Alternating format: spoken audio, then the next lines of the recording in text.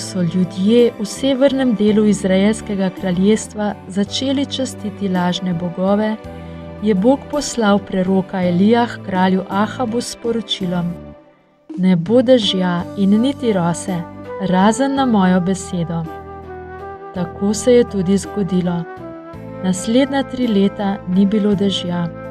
Žetve so propadle, živina je poginila in primanjkovalo je hrane. Kralj Ahab je povsod iskal Elija, a ga ni mogel najti.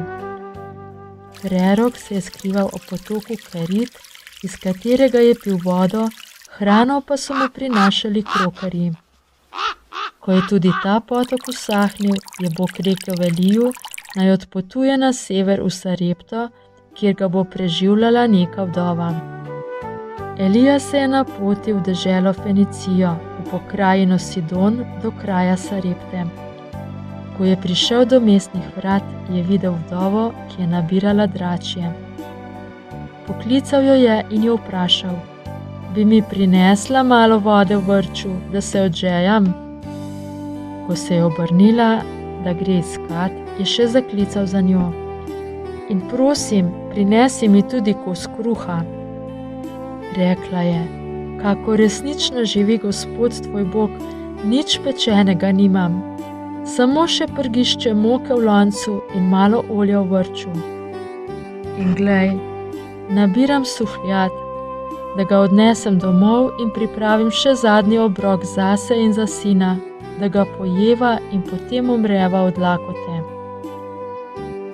Ne skrbi, ji odvrne Elija, pojdi in pripravi, kakor si rekla, vendar naredi iz tega najprej meni kolaček in mi ga prinesi.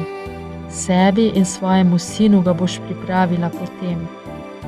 Kajti tako govori Gospod Izraelov Bog: Moka v loncu ne bo pošla in olja v vrču ne bo zmanjkalo, do dne, ko bo Gospod poslal dež na zemljo.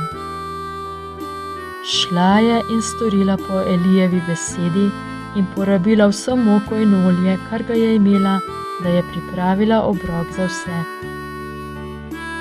Vendar moka v loncu ni pošla in olja v vrču ni zmanjkalo, in dan za dnem so imeli hrane ona, Elija in njena družina, kakor je Gospod obljubil po Elijevih besedah.